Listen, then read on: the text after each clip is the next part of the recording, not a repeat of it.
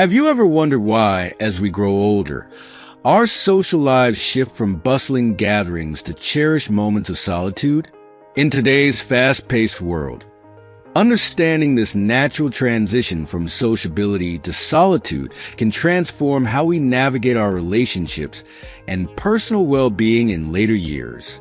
Stay with us as we explore the profound reasons behind this change, uncover strategies to embrace solitude without feeling isolated, and discover how to maintain meaningful connections while prioritizing your peace of mind. Whether you're approaching retirement, supporting a loved one, or simply curious about the journey from vibrant social circles to serene alone time, this video offers invaluable insights that will resonate with you until the very end. Don't miss out on learning how to live a fulfilling and balanced life as you embrace the beauty of solitude. If you are not subscribed, I recommend subscribing and activating the notification bell so you don't miss any videos. Your support means a lot to me. And if you enjoyed this video, you can help me continue spreading the valuable lessons by liking and sharing it. Never underestimate the profound importance of health. It is the greatest wealth one can possess in life. Health is the foundation upon which everything else is built, and it determines our ability to experience and enjoy life to its fullest, particularly as we grow older. Without good health, even the most joyful moments lose their luster, as physical ailments and discomfort overshadow life's pleasures. Health is not just a cornerstone of well-being. It is the gateway to living a fulfilling, vibrant life.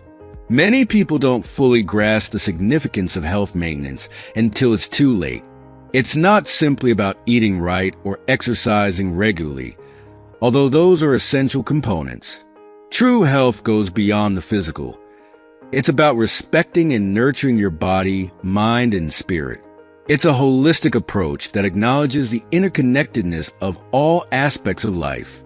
Taking care of your health means developing good habits that sustain you for the long haul, such as ensuring you get enough sleep, giving your body the rest it needs to heal, and creating space for self-repair and rejuvenation. The body has a remarkable ability to restore itself, but only if we give it the care and attention it deserves. In our later years, maintaining a positive attitude becomes just as critical as physical health. Life's challenges don't disappear with age. In fact, they often intensify. But how we approach these challenges, whether with a mindset of defeat or one of resilience, can make all the difference. A positive outlook strengthens us, fueling our will to keep going, even when things feel difficult. It reminds us that, while we may not be able to control everything, we can control how we respond. This mental fortitude becomes an invaluable asset as we age, giving us the strength to face whatever comes our way. There's an old saying, "Gold is precious, but health is priceless," and it couldn't be more accurate. Money can be earned over and over again, but we only have one life and one body. No amount of wealth can replace good health once it's lost. The medical costs associated with poor health often far exceed anything we could hope to save or earn. Chronic illness, expensive treatments, and prolonged hospital stays can drain not just your finances, but your emotional and mental reserves as well. It's a cruel irony that the very thing we need to enjoy our wealth, our health, can be taken away by neglecting it in the pursuit of financial security. This is why, after reaching your 60s, prioritizing health isn't just a matter of personal well-being. It becomes a responsibility to those who love you. Your family depends on you being healthy and vibrant, not just for their emotional well-being, but for the joy of shared experiences and memories that health allows. By taking care of yourself, you're ensuring that you can continue to be present, active, and engaged in their lives. You're investing in the ability to spend time with your children, grandchildren, and loved ones without the looming shadow of illness stealing away those precious moments. If you are still watching this video and find these lessons useful, please comment 1 below to let me know that you are still here with me. Health, therefore, is not a luxury. It's a necessity, a gift that you must protect with everything you have. Make choices today that will allow you to live your later years with strength, vitality, and joy. Let your commitment to your health be unwavering, knowing that it is the most valuable asset you possess. After all, life is not just about the number of years we live, but the quality of those years. Prioritizing your health ensures that you can fully appreciate the beauty, love, and joy that life has to offer well into your later years. When we are young, there is a joy in calling friends over to our homes, creating moments of connection over shared meals and conversation. It is not just the allure of food that draws us together, but the freedom that comes with gathering in the comfort of our own space. At home, we are unbound by the formalities and restrictions of restaurants or cafes, allowing the conversation to flow naturally, with laughter and heartfelt words exchanged without inhibition. It is in these moments that friendships bloom and bonds are strengthened. One day you visit a friend's home, and the next they come to yours, creating a rhythm of give and take, of shared spaces and shared lives. Over time, this reciprocity deepens the affection between friends, and we come to believe that sincerity and authenticity are the cornerstones of these treasured relationships. But as time passes, we realize that such sincerity between friends is increasingly rare. In a world where pretense and superficiality have become commonplace, the genuine souls we once cherished seem harder to find. As the proverb says, those who approach red become red. Those who approach ink become black. The social environment influences us, and slowly, even the most open-hearted among us begin to change. We grow wary, guarding our hearts, and start to expect less from others. The visits that once filled our homes with warmth and laughter now feel burdensome, and we begin to retreat into our solitude. The friendships that were once built on trust and openness feel tinged with hypocrisy, as though the masked people were become permanent. Over time, we stop inviting others into our lives, closing the doors that once stood wide open, and the relationships that once brought us joy begin to fade into mere acquaintanceship. Take old Lil, for example. Now 50 years old, he has grown accustomed to the quiet company of his thoughts. In his younger days, he was known for his warmth, always ready to welcome friends with open arms and an open heart. His home was once a hub of activity, a place where people gathered, sharing their lives over tea and conversation. But now, his life has taken a different path. When he is home, he enjoys the peace it brings. When he feels the need to stretch his legs, he ventures outside for a walk, breathing in the fresh air and enjoying the quiet of nature. Even when friends reach out to him, they rarely visit his home anymore. Instead, they meet at a restaurant or a park, exchanging pleasantries in a neutral space. His relatives often ask him, puzzled, "You used to be so warm, always eager to welcome guests. Why have you grown so distant, so indifferent?" Lou explains that life changes as we grow older. The youthful exuberance that once drove him to open his home and heart to others has been tempered by time and experience. In his old age, he has learned to appreciate the simple pleasures of solitude. His days are now filled with the quiet joys of life, sipping tea, tending to his garden, casting a line while fishing, and enjoying the serenity of nature. His family has become his sanctuary, and it is with them that he finds his truest happiness. Over time, the social gatherings that once felt so vital now seem unnecessary, and his friendships have naturally grown more distant. He has learned the hard truth that not all who come and go from our lives are true friends. Rather than enduring the superficial niceties of those who may not have genuine intentions, he finds it far more fulfilling to embrace his own company. This is the reality for many in their later years. As we age, our needs and desires shift. The vibrant social lives we once pursued lose their appeal, replaced by a longing for peace, familiarity, and routine. Many elderly people, like old Lou, find themselves pulling away from the constant demands of social interaction. They no longer enjoy the thought of visiting others' homes or hosting guests on their own. It is not out of rudeness or coldness, but rather a recognition that the effort of these visits often outweighs the rewards. In old age, life becomes more about ease and comfort, and less about the expectations and obligations that once drove us.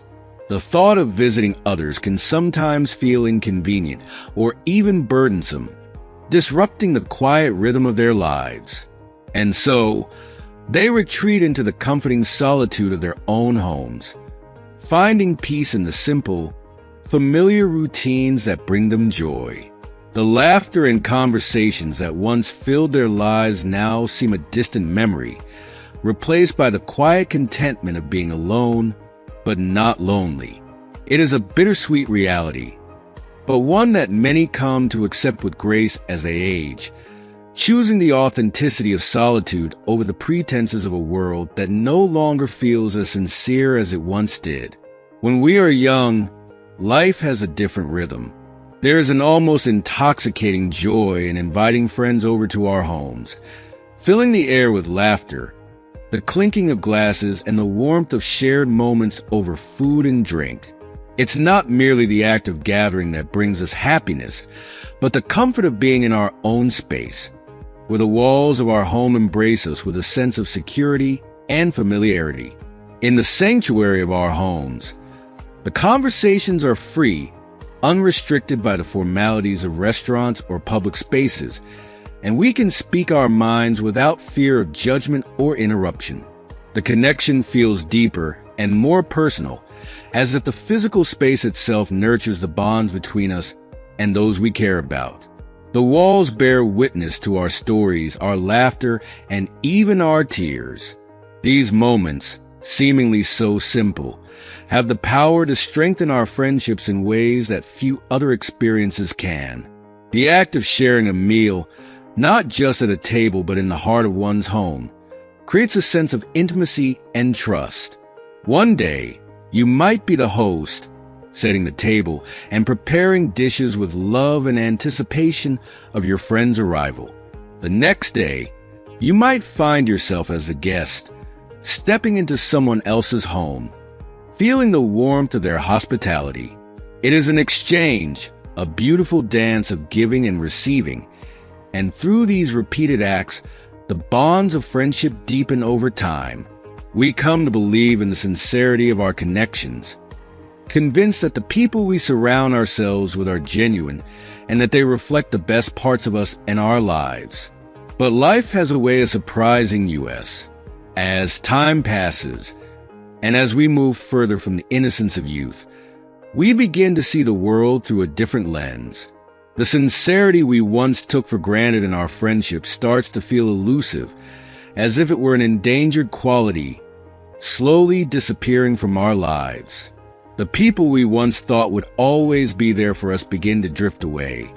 Or worse, we realize that the bonds we believed were forged in honesty were perhaps only surface level.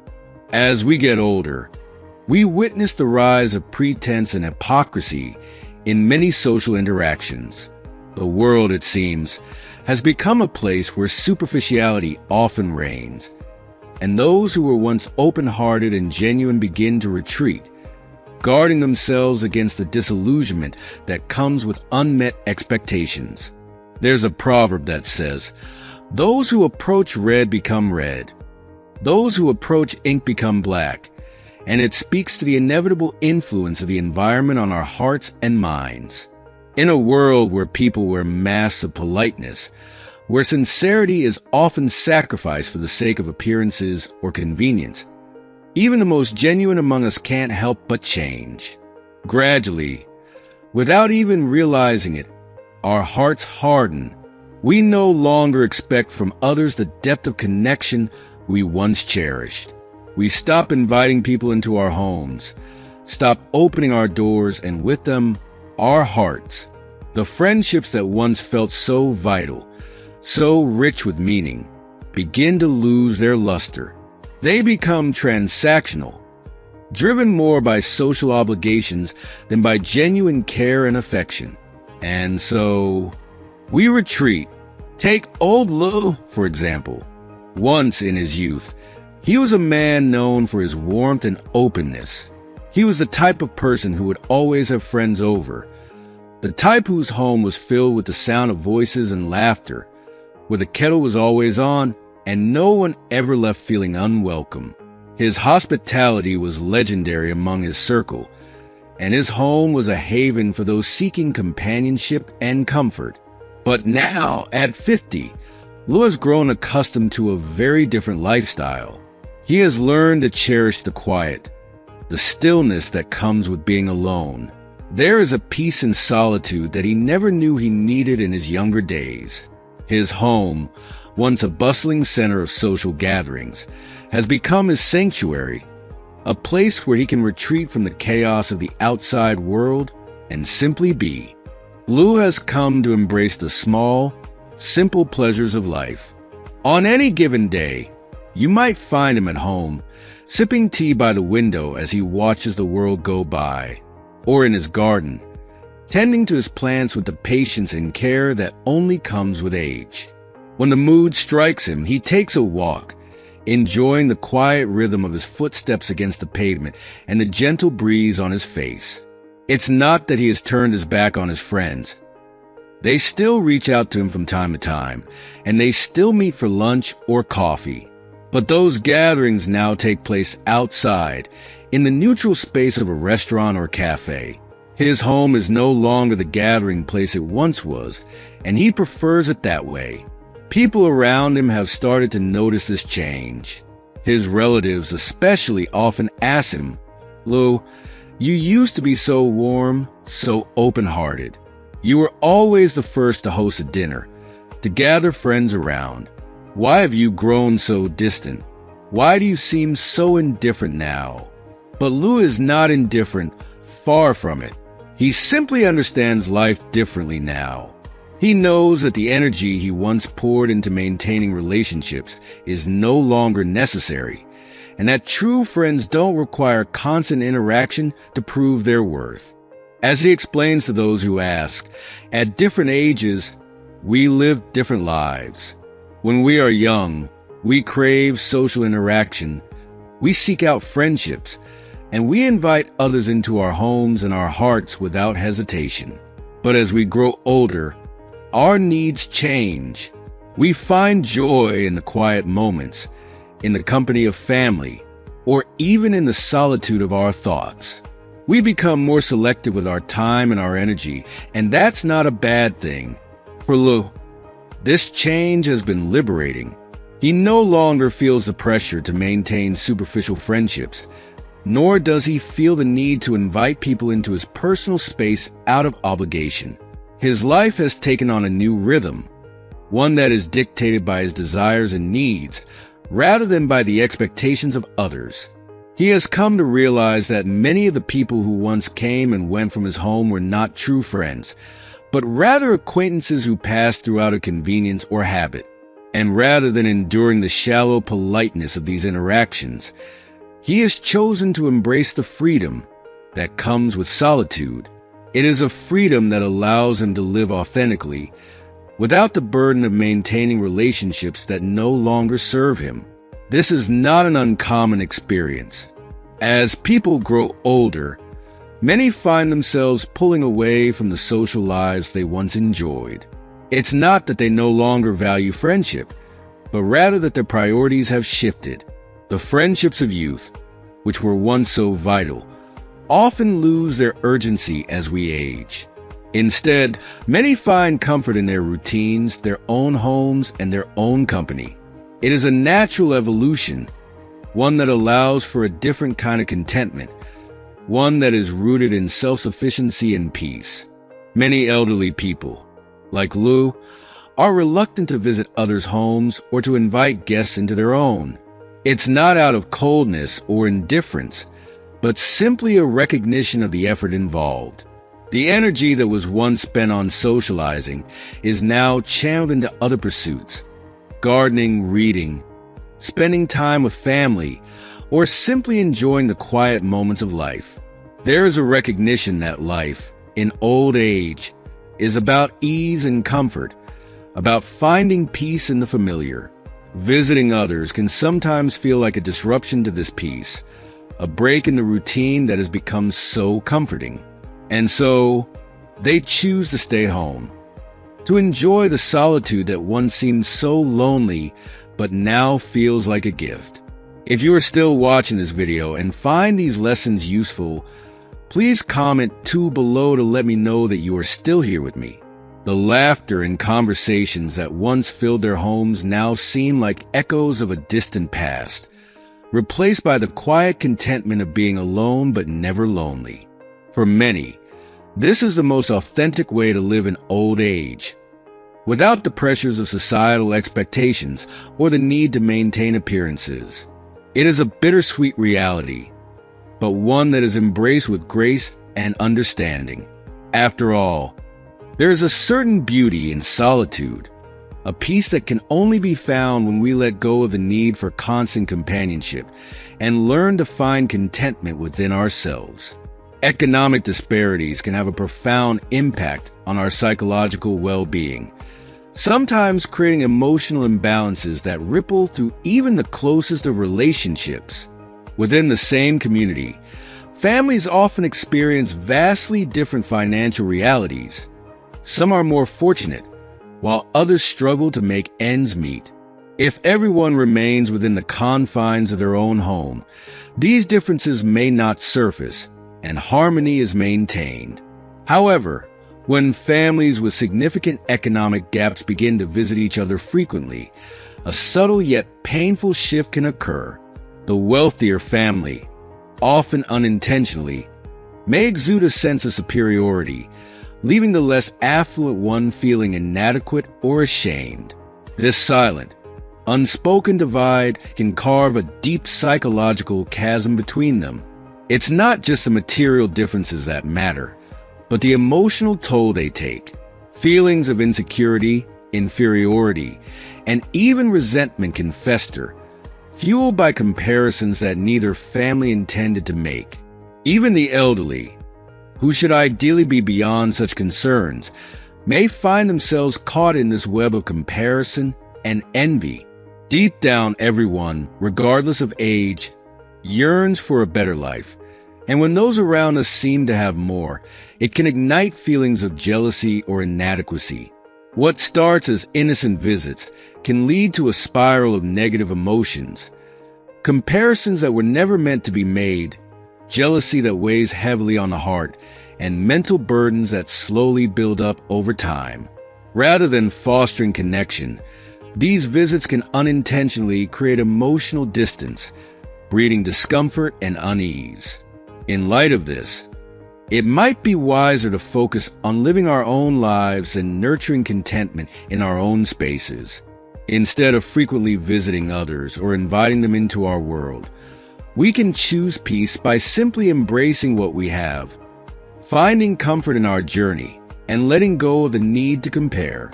By living quietly and mindfully, we can protect our mental and emotional well-being, cultivating a sense of inner calm and fulfillment that doesn't rely on the material wealth of others. In the end, peace is found not in how much we have, but in how well we live with what we already possess. As we reflect on the insights shared in this video, it's important to recognize how economic differences, social interactions, and the comparisons we make can affect our peace of mind, even in the later stages of life. What have you learned from this discussion? Have you noticed similar dynamics in your own life or community? Take a moment to think about one key lesson you've gained and how you might apply it to bring more tranquility and balance into your daily life. We'd love for you to share your thoughts below in the comments. If you enjoyed this video, please leave your comment below, and don't forget to like, share, and subscribe to our YouTube channel for more thought-provoking content. Your engagement helps us continue sharing meaningful insights.